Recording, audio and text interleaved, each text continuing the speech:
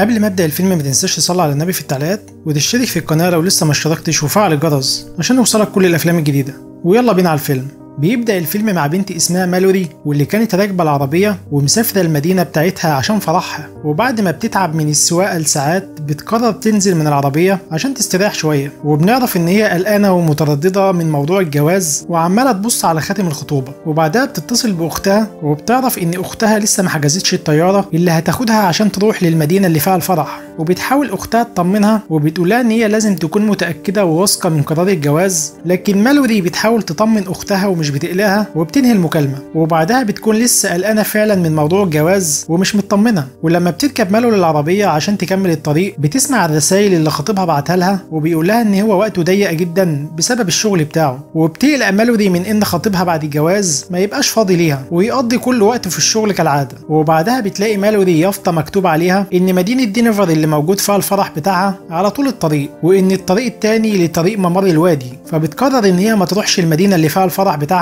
وبتاخد الطريق التاني، وساعتها بتكون مبسوطة جدا وحاسة ان هي حرة وفرحانة، وبتسمع الاغاني وهي ماشية على الطريق التاني. وبعدها بمدة بسيطة بيظهر فجأة مشكلة في محرك العربية، وبتضطر مالوري ان هي تنزل عشان تشوف العربية فيها ايه، وبعد ما بتحاول تشوف المحرك وبتجرب العربية تاني لكن من غير فايدة، وبعدها بتحاول تستخدم التليفون وبتتصل بالطوارئ لكن بيبقى المكان اللي هي فيه مفهوش اشارة، وبعدها بترجع للعربية ولما بتحاول تشرب حاجة الازازة بتفور وبتقع عليها وهدومها كلها بتغرق، وبتضطر ساعتها ان هي تنزل عشان تجيب هدوم تانية تلبسها من الشنطة، لكن فجأة بيظهر راجل غريب وهي بتلبس هدومها وبيقول لها ان اسمه كريستيان، ولما بيعرف ان العربية بتاعتها عطلانة بيقرر يساعدها وبيصلح لها العطل اللي فيها، ولما بتحاول مالوري تديله فلوس مقابل ان هو ساعدها بيرفض كريستيان، فبتشكره مالوري على مساعدته ليها وبتركب العربية عشان تكمل الطريق، لكن بعدها بتحس بالذنب لانها سابته على الطريق لوحده وبيبقى باين ان هو مش معاه حد يوصله، فبتعرض عليه ان هي تاخده معاها على الطريق عشان توصله، وبتحس ان هو انسان طيب ولطيف لانه ساعدها بدون مقابل، وبتعتقد ان هو لا يمكن يأذيها، فبيشكرها كريستيان وبيكملوا طريقهم وبيفضلوا يتكلموا مع بعض عن حياة كل واحد فيهم،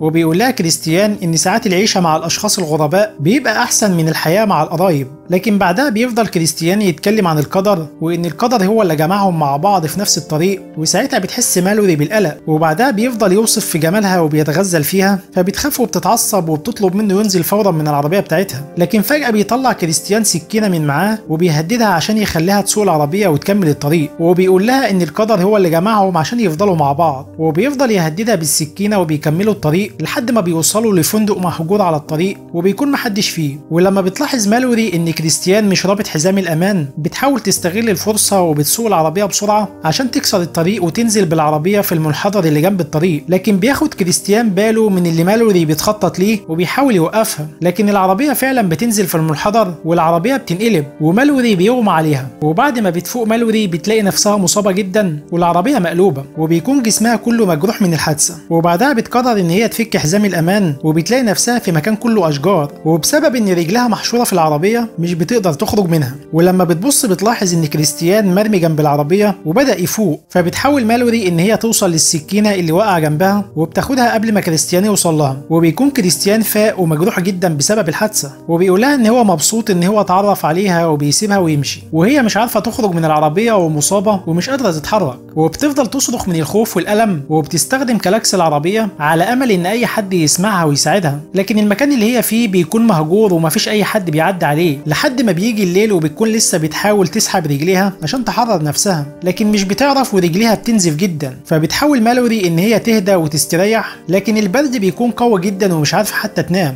وبتقدر توصل لشنطه الهدوم وبتلبس حاجه من هدومها وبتشرب من ازازه الميه الوحيده اللي معاها، لكن فجاه بتسمع صوت حيوانات ماشيه في الوادي، فبتشغل كشافات العربيه عشان الحيوانات تخاف وما تقربش منها، وبتفضل قلقانه طول الليل وماسكه السكينه عشان لو اي حيوان متوحش هجم عليها، ولما النهار بيطلع فجاه بتلاقي كريستيان قدامها وبيقول لها ان هو لقى مكان نام فيه الليله اللي فاتت، وبيفضل يلوم فيها ويزعق لها على كل اللي عملته، وبيقول لها ان هي السبب في اللي حصل لها، وبيقول لها ان هي اكيد افتكرت افتكرت ان هو هيعتدي عليها بسبب افلام الرعب اللي بتتعرض دايما عن الحاجات دي، لكن مالوري بتبقى مش قادره تتكلم معاه وبتطلب منه ان هو يساعدها ويديها اكل وميه من اللي معاه. لكن كريستيان بيقول لها ان هو هيساعدها بشرط واحد، ان هي تحكي له عن اول علاقه ليها. فبتضطر مالوري ان هي تتكلم معاه وبتقول له ان اول علاقه ليها كانت مع سيو حبيبها الاولاني، لكنه بيفضل يسالها اسئله خاصه ومحرجه وهو بيضحك وبيتريق عليها وعلى كل اللي بتقوله، وبعدها بيضحك عليها وبيمشي من غير ما يديها لا ميه ولا اكل.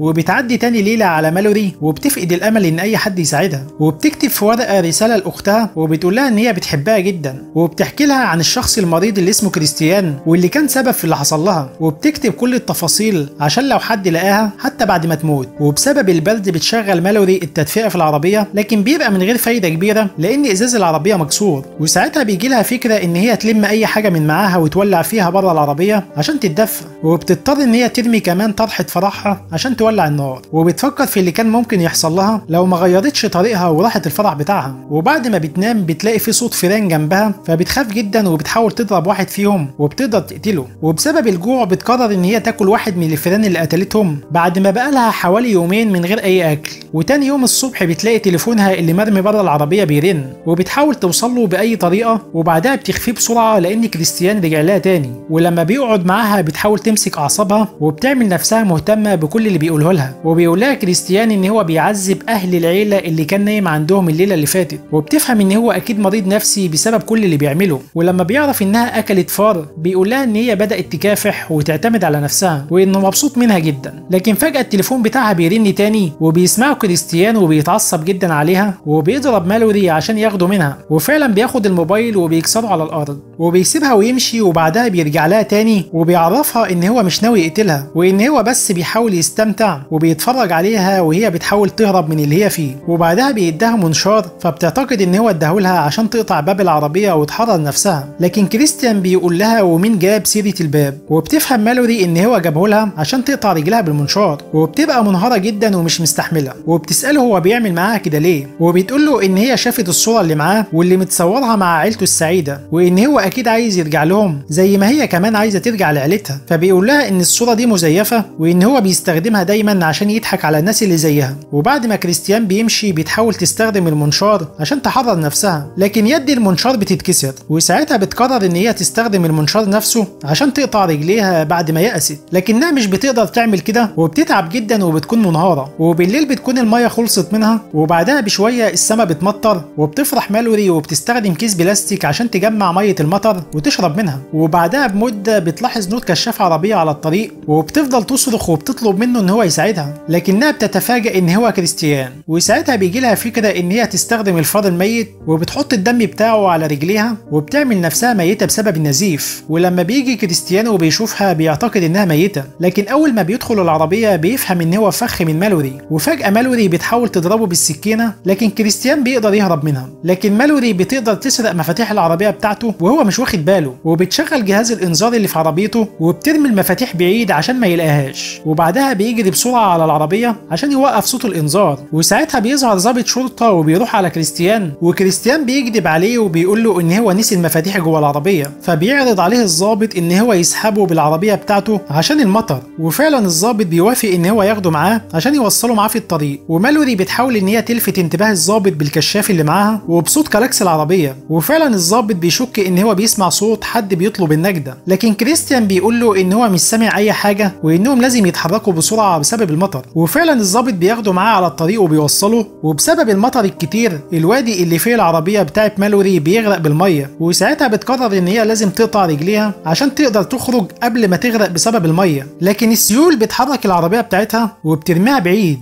وبسبب كده بتقدر اخيرا ان هي تخرج من العربيه وبتحرر رجليها وبتفضل تعوم في الميه لحد ما بتوصل للارض. وبتكون مالوري فاقده الاحساس في رجليها بسبب الاصابه بتاعتها، وعشان تقدر تمشي بتستخدم عصايه بايديها وبتقدر ان هي توصل لبيت قريب، وبتسمع واحده جوه البيت وبتطلب المساعده. ورغم الاصابه بتاعتها بتقرر مالوري ان هي تروح وتطمن على الست اللي بتصرخ، وكانت هتدوس على مصيده على الارض لكن حظها ان المصيده بتقفل على العصايه اللي معاها. وساعتها بتفهم ان البيت ده هو البيت اللي كريستيان كان بيقول لها عليه، وبتشوف اصحاب البيت متعذبين وميتين جوه البيت، وبتعرف ان البنت اللي بتصرخ هي بنتهم، وبتسمع صوت حد تاني جوه البيت وبتفهم ان هو كريستيان والظابط اللي معاه، وبعدها بتشوفه وهو بيخلص على الظابط، وبتشوفه بعدها وهو بياخد البنت وبيطلع للدور التاني، فبتستغل الفرصه وبتدخل البيت وبتاخد المسدس من الظابط اللي مات، وبتفضل تستنى كريستيان لحد ما بيطلع عشان تنقذ البنت، وبيكون كريستيان رابطها في السرير عشان يعتدي عليها، ولما بتدخل بتحاول تفك البنت اللي اسمها كيت من السرير، لكن كريستيان بيسمع صوت جوه الاوضه وبيرجع وبيدخل الاوضه تاني، واول ما يقرب من البنت على السرير بتطلع مالوري اللي كانت مستخبيه